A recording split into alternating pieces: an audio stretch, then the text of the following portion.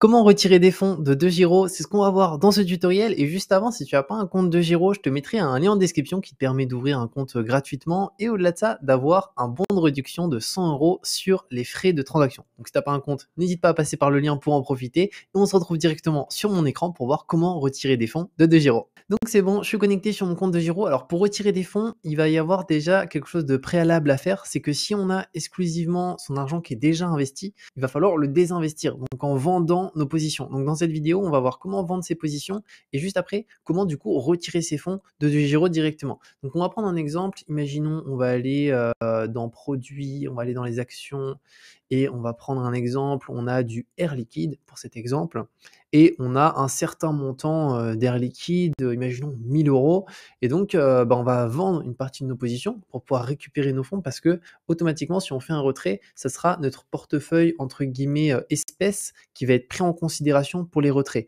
et pas notre portefeuille global qui comprend à la fois notre portefeuille espèce et à la fois notre compte titre, donc directement nos investissements. Donc il faut pour ça du coup faire en sorte d'avoir des fonds sur son portefeuille espèce. Donc on pourrait cliquer sur vente juste ici. Ensuite, définir directement soit un cours limité, donc une limite, imaginons on est prêt à vendre du Air Liquide, mais là on trouve que 149,74 c'est pas assez cher, on pourrait le vendre un petit peu plus, on pourrait peut-être le mettre un peu plus élevé, 149,55, 150, etc. Mettre ensuite si c'est sur un ordre du jour, donc s'il s'exécute aujourd'hui ou si on veut absolument que ça ne soit pas limité à aujourd'hui et qu'il peut s'exécuter dans 2 mois, dans 6 mois, en continu finalement.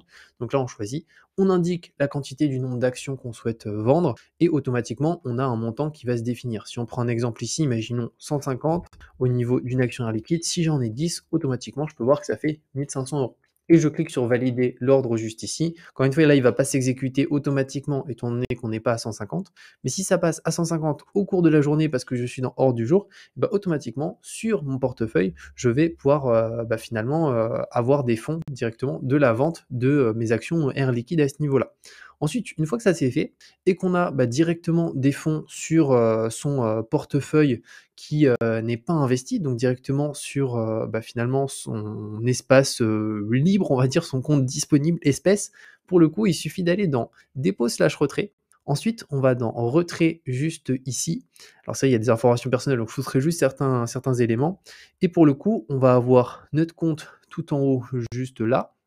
Ensuite, ici, vert, donc là, c'est tout simplement notre compte un peu RIB qu'on a utilisé pour envoyer des fonds sur des euros, soit une fois, soit à plusieurs reprises. On peut en définir plusieurs si on le souhaite. Moi, dans mon cas, j'en ai uniquement un seul, mais si on en a plusieurs, on peut cliquer sur la petite flèche ici et on a d'autres comptes qui s'ajoutent, qui sont nos autres comptes bancaires. Ensuite, ici, on peut indiquer un montant. Donc moi, je peux voir qu'en fonds disponibles, donc là, en fait, c'est sur le compte espèces, donc disponible pour les retraits. Là, je peux retirer un certain montant. Donc, si imaginons, je marque, par exemple, on va dire 2000, juste là, et automatiquement, là, c'est possible parce qu'en fonds disponibles, on a plus. Et après, il faudra ajouter une description. Donc, c'est pas obligatoire, mais on peut indiquer une description et dire, imaginons, virement de Giro à ce niveau-là. Donc, ensuite, on clique sur retrait des fonds. Et ensuite, ça prend en général 48 heures pour retrouver directement ses fonds sur son compte bancaire personnel. Et pareil, il n'y a pas de frais au niveau des retraits de fonds sur DeGiro. Donc, il n'y a pas de frais de 1 € ou de 1% ou autre. Donc, ça, c'est un avantage. Donc, même si on souhaite faire des retraits très souvent, et dans tous les cas, les frais, il n'y en a pas. Donc ça, c'est plutôt cool. Donc voilà pour retirer des fonds sur DeGiro. Donc, n'hésite pas, si tu as la moindre question, à la mettre directement en commentaire et je pourrais te répondre comme ça avec plaisir. Et comme je t'ai dit, je te mets le lien en description pour ouvrir un compte DeGiro gratuitement et au-delà de ça, avoir un bon de réduction de 100 € sur les frais de transaction. Et je te dis à très bientôt pour une nouvelle vidéo.